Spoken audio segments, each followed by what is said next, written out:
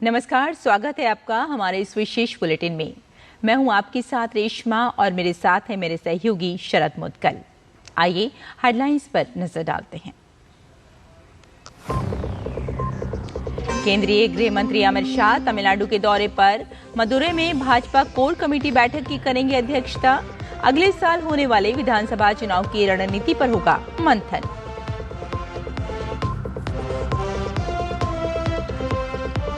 केंद्रीय मंत्री पीयूष गोयल ने नई दिल्ली में ब्रिटिश विदेश मंत्री डेविड लैमी से की मुलाकात। दोनों ने भारत ब्रिटेन एफटीए के बाद विभिन्न क्षेत्रों में सहयोग मजबूत करने के अवसरों पर की चर्चा। असम में बाढ़ की स्थिति में थोड़ा सुधार। 12 जिलों में 3 लाख से अधिक लोग अभी भी प्रभावित। वहीं सिक्किम में राहत एवं बचाव अभियान जारी।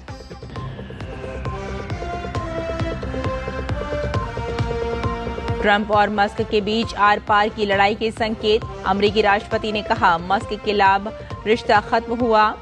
डेमोक्रेट्स को फंड देने पर गंभीर परिणाम की दी चेतावनी।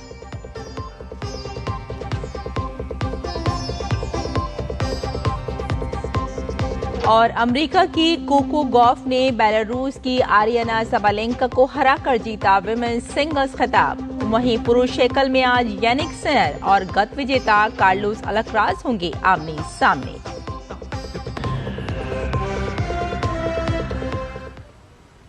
और अब समाचार विस्तार से। केंद्रीय गृह मंत्री अमित शाह आज तमिलनाडु भाजपा की कोर कमेटी की बैठक की अध्यक्षता करेंगे और राज्य, जिला और मंडल स्तर के पार्टी पदाधिकारियों से मुलाकात करेंगे। एक्स पर इसकी जानकारी देते हुए उन्होंने कहा कि तमिलनाडु भाजपा के ऊर्जावान कार्यकर्ताओं से मिलने को उत्सुक हूं। शनिवार देर शाम को अमित शाह मदुरै पहुंचे। भाजपा नेता तमिलसाई सुंदरराजन और तमिलनाडु प्रदेश अध्यक्ष नैनार नागेंद्रन समेत कई वरिष्ठ नेताओं ने उनका स्वागत किया। पार्टी नेताओं का मानना है कि उनके दौरे से 2026 विधानसभा चुनाव की तैयारी को बल मिलेगा और कार्यकर्ताओं में उत्साह बढ़ेगा।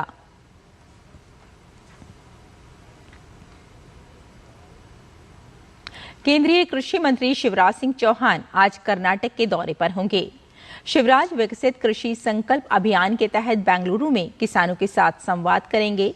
विकसित कृषि संकल्प अभियान 29 मई से शुरू हुआ था, जो 12 जून तक चलेगा।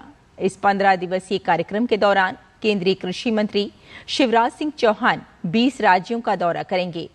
एक राष्ट्र एक कृषि एक टीम के मंत्र के साथ कृषि मंत्रालय और भारतीय अनुसंधान परिषद की ये अनूठी पहल किसानों के बीच चर्चा का केंद्र बनी हुई है। प्रतिदिन लाखों किसान वैज्ञानिकों से सार्थक संवाद कर रहे हैं। केंद्रीय वाणिज्य मंत्री पीयूष गोयल ने कल नई दिल्ली में ब्रिटेन के विदेश मंत्री डेविड लैमी से मुलाकात की। बैठक में मुक्त व्यापार समझौते पर चर्चा हुई। पीयूष गोयल ने एक्स पर बताया कि दोनों नेताओं ने ऐतिहासिक भारत ब्रिटेन एफटीए को अंतिम रूप देने में किए गए कार्यों के प्रति अपनी सराहना व्यक्त की। इससे दोनों देशों के बढ़ते संबंधों को और मजबूती देने के लिए तैयार है। इस दौरान दोनों नेताओं ने द्विपक्षीय व्यापार को मजबूत करने और व्यापक रणनीतिक साझेदारी की पूरी क्षमता को अनलॉक करने के लिए विभिन्न क्षेत्रों में सहयोग को बढ़ाने के अवसरों पर चर्चा की। भाजपा सांसद रविशंकर प्रसाद के नेतृत्व वाले सर्वदलीय प्रतिनिधि मंडल की आज स्वदेश वापसी होगी। ऑपरेशन सिंदूर आउटरीच के तहत प्रतिनिधि मंडल 6 देशों की सफल यात्रा के बाद आज स्वदेश लौट रहा है। इससे पहले कल प्रतिनिधि मंडल ने जर्मनी के बर्लिन में भारतीय समुदाय के साथ बातचीत की और पाकिस्तान प्रायोजित आतंकवाद और ऑपरेशन सिंदूर के घटनाक्रम की जानकारी दी। रविशंकर प्रसाद के नेतृत्व में प्रतिनिधि मंडल में एमजे अकबर और राजदूत सरन के अलावा सांसद पुरंदेश्वरी, प्रियंका चतुर्वेदी, गुलाम अली खटाना, अमर सिंह, सामिक भट्टाचार्य, एम थम्बेदुरई शामिल हैं।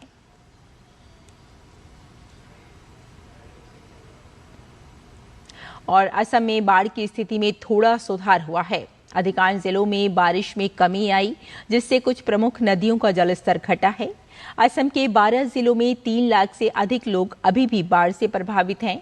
सेना, एनडीआरएफ और एसडीआरएफ की टीमें युद्ध स्तर पर राहत और बचाव में जुटी हैं।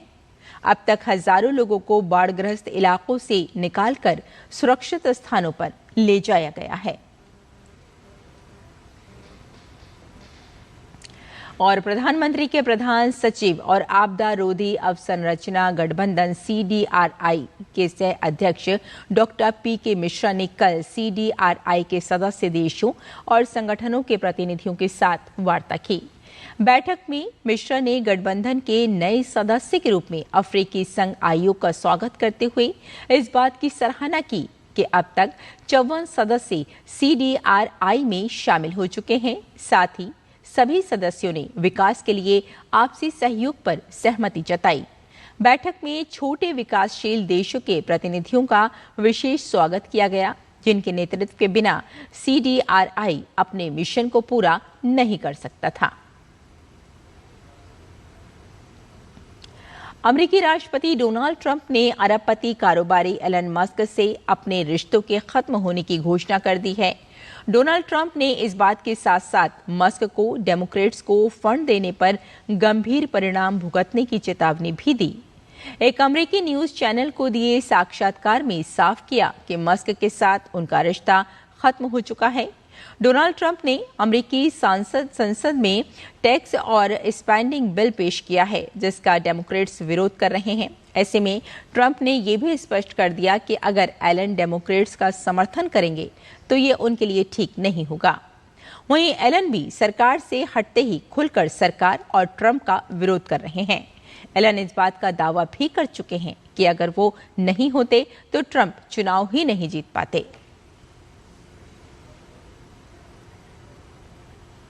अमेरिका की कोको गॉफ ने फ्रेंच ओपन 2025 का खिताब अपने नाम कर लिया है।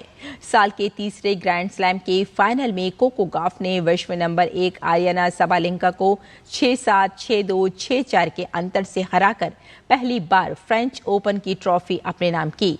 कोको गॉफ का ये पहला फ्रेंच ओपन खिताब है।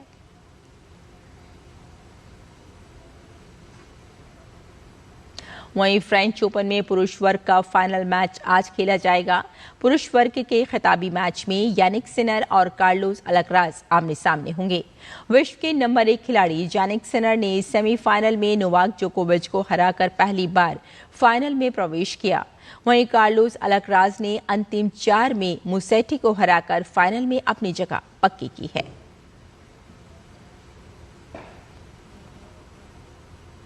तो हमारे इस विशेष बुलेटिन में फिलहाल इतना ही। मुझे और मेरे सहयोगी शरद मुदगल को यहीं अनुमति दें। नमस्कार।